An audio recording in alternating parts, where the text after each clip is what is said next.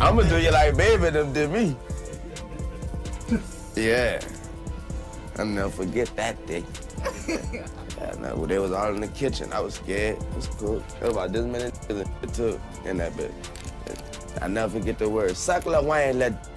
That was Wayne, in his own words, telling a 15-year-old Lil Twist about something that happened to him when he was only 11. And that kitchen story? That's not even the whole picture. It's just the first crack in a much darker story about what Birdman allegedly put him through. This was a come-up that came with a price.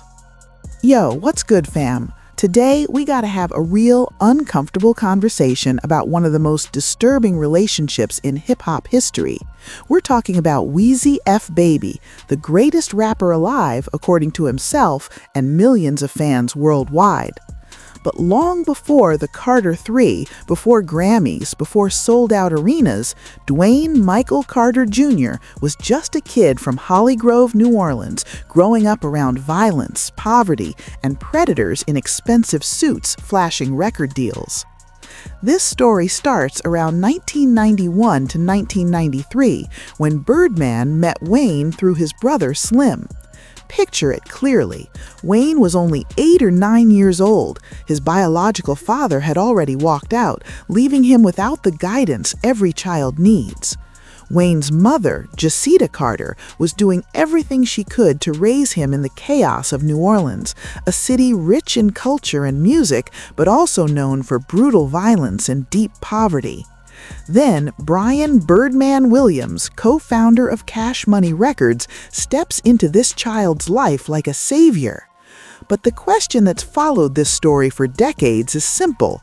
Was Birdman really saving Wayne, or was something far more troubling being set in motion from the start? You gotta understand New Orleans in the early 90s. Murder rates were sky high. Crack had wrecked entire neighborhoods. Young black boys were getting killed or locked up every day. So when a flashy businessman with money, cars, and influence takes interest in your talented son, most mothers would see that as an escape route. Jacita Carter believed Birdman could be a way out of poverty for her gifted child. She couldn't have known, or maybe couldn't have imagined, what that path would actually look like. Birdman signed Wayne to Cash Money in 1993 when Wayne was just 11 years old and helped form the Hot Boys with Juvenile, BG, and Turk. Let that sink in. 11 years old. 5th grade. Some kids still believing in Santa Claus. While others worried about recess and homework, Wayne was being shaped into a rap star by grown men with their own motives, men who saw profit when they looked at a talented kid from the projects. Birdman later claimed he adopted Wayne in 1995, but no official records have ever surfaced to prove that adoption happened. Think about how heavy that claim is. Birdman told the world he legally adopted Wayne, presenting himself as his father. But when people looked for paperwork, there was nothing. No court documents, no legal proof, just Birdman's word and a story that benefited him. That father-son narrative was pushed hard, making any criticism feel like an attack on family. Their bond was intense. Birdman housed Wayne, bought him cars, flooded him with gifts, and called him son in interviews and public appearances.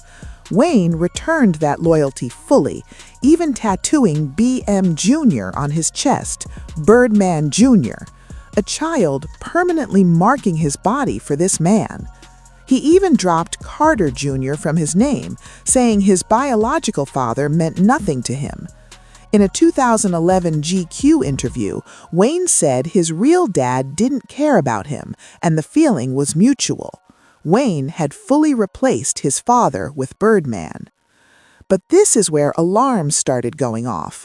What looked like love, mentorship, and a rags-to-riches fairy tale has been described by many as classic grooming behavior. Critics believe Birdman took advantage of Wayne's need for a father figure, his vulnerability, and his hunger to belong. He gave Wayne everything material, while allegedly taking things that can never be given back. Now, let's address the elephant in the room, the kisses. This isn't rumor or internet talk. These moments were caught on camera over the years.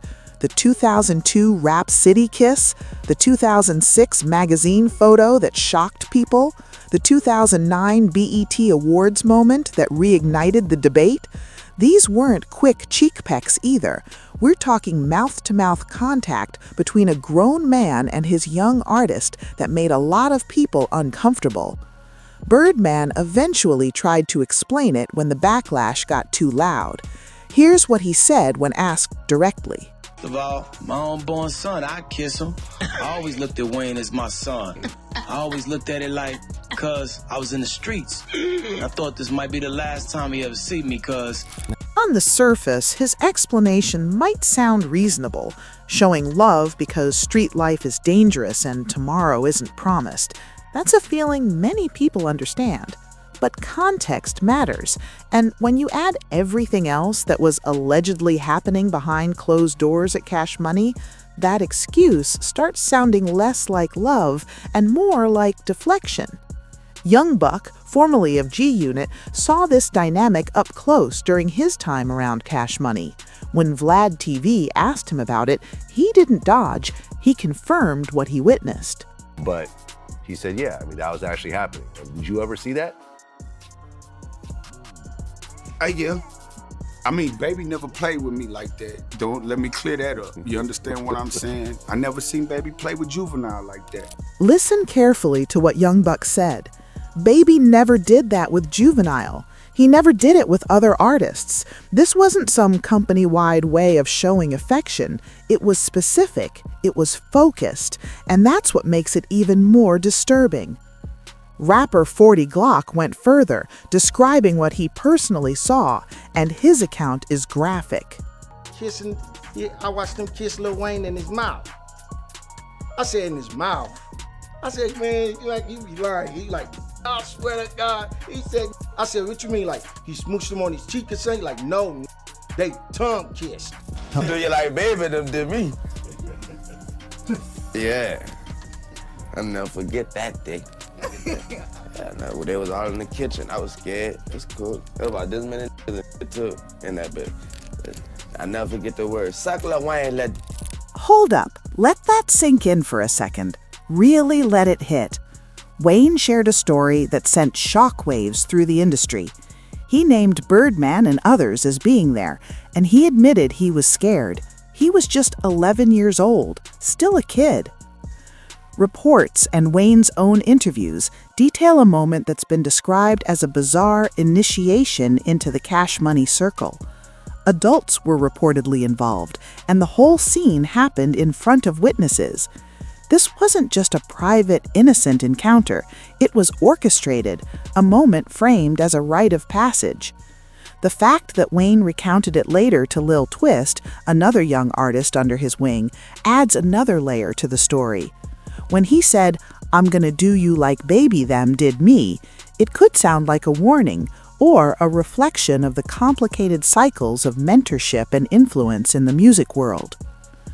The psychology here is complex. Trauma can make people joke about painful experiences, especially when they happen as kids and involve adults they trust. Wayne laughed off parts of this story in interviews, calling it fun back then. But experts point out that humor is often a way survivors distance themselves from pain. His casual retelling, the nervous laughter, the mix of fear and awe, classic signs of unprocessed childhood experiences. Wayne's own history shows how early experiences can shape someone's life.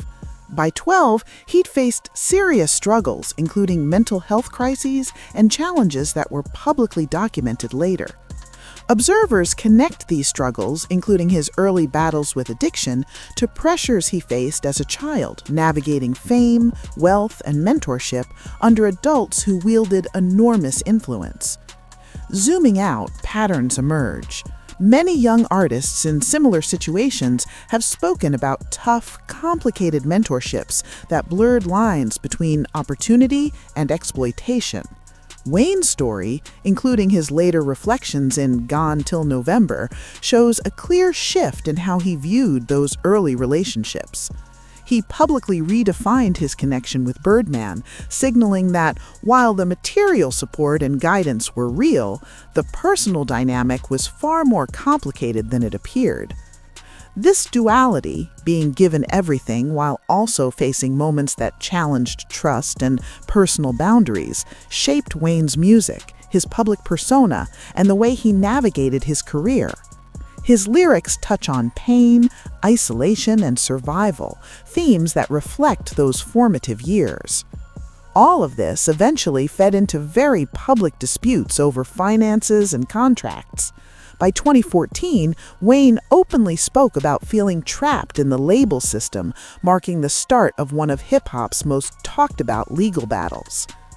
Lil Wayne, one of the biggest names in hip-hop, couldn't drop his highly anticipated album, The Carter 5, for years. Why? Label interference, contract drama, the works. Think about that. The man who practically built Cash Money into a global powerhouse, who discovered stars like Drake and Nicki Minaj, was being trapped by the very empire he helped create. Wild, right?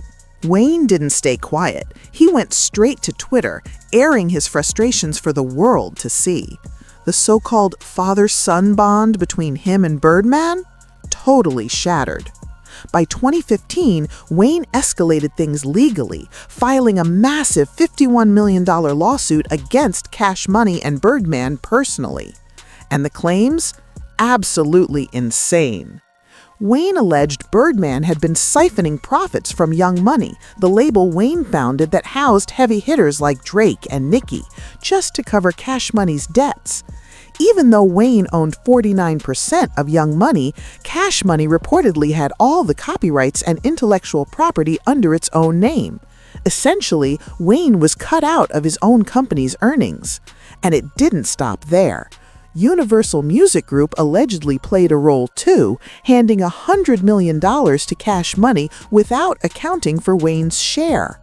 Drake alone was raking in hundreds of millions from albums, tours, streams, merch, and Wayne had no accounting statements. That's not sloppy bookkeeping, that's corporate theft, plain and simple. Things got personal and public fast. Wayne started calling Birdman out in interviews and on tracks, using the word abuse, not just business dispute. Abuse. In 2015, it escalated to violence, drinks thrown at him during a live show, and most chilling, his tour bus shot at in Atlanta. Alleged links? Both Birdman and Young Thug. Charges were later dropped, but the streets and the industry were watching. What looked like a father-son relationship had turned into a war. Adding salt to the wound, Birdman started promoting Young Thug as the next Wayne, trying to replace the very artist who'd built the label from scratch, sacrificed his childhood, and endured years of exploitation. The symbolism? Brutal. Wayne made it crystal clear he'd never work with Birdman again. Wayne wasn't alone in feeling exploited. Juvenile, Manny Fresh, Turk, BG, they'd all left Cash Money claiming unpaid royalties. Juvenile openly said Birdman robbed the Hot Boys. By 2017, Jazz Prince and Aspire Music Group were suing over profits tied to Drake's career. Even Pusha T joined in publicly dissing Birdman in 2018. The pattern? Systematic financial manipulation, mirroring Wayne's own childhood and career exploitation. Finally, in 2018, after years of lawsuits and public drama, Wayne and Cash Money reached an out-of-court settlement. Terms weren't fully public, but industry sources reported Wayne regained ownership of his masters, got a rumored $10 million in back pay, and most importantly, his freedom from Cash Money's restrictive contracts. Birdman issued a public apology, and the two reunited on stage, at least for the cameras. The Carter V finally dropped in September 2018, hailed as a triumph over trauma. It debuted at #1, proving Wayne's talent and fan loyalty were untouchable, even after everything he'd endured. Fast forward to 2025, Wayne reflects on all this with measured words. Birdman still calls him his son publicly, but let's be real, public peace doesn't erase private trauma. The incidents Wayne described, the court filings, the financial exploitation, they're all on record. Social media has reignited debates, with many pointing out that what happened to Wayne was brazen, happening in plain sight, broadcasted, and documented. Here's the hard truth. Wayne is arguably one of the greatest rappers of his generation. His wordplay, flow, and prolific output reshaped hip-hop. But his brilliance came at a cost. Childhood exploitation, financial betrayal, near-death experiences, and personal trauma. And he isn't the only one. Countless young artists have faced similar exploitation without the platform to speak out. The industry is finally being forced to confront its darkest secrets. Birdman built an empire on young artists from New Orleans, and Wayne gave us a first-hand account, on camera, of what that really meant. No criminal charges were filed against Birdman over these allegations. Wayne seems to have made peace publicly, but the pattern is clear: unchecked power and exploitation of young talent. Wayne survived. Many wouldn't have. He became one of the greatest ever, influencing an entire generation. But survival shouldn't be the standard. We should protect artists before it's too late. Until the industry changes how it treats vulnerable young talent, these stories will keep coming. Names may change, labels may change, but the pattern remains. Sometimes the people who claim to love us hurt us the most. Sometimes the hands that lift us up also hold us down. And the only way to truly honor someone's story is to tell it fully, uncomfortable truths and all. Stay tuned, stay woke, and protect the kids. If you enjoyed this breakdown, click on any of the cards on your screen.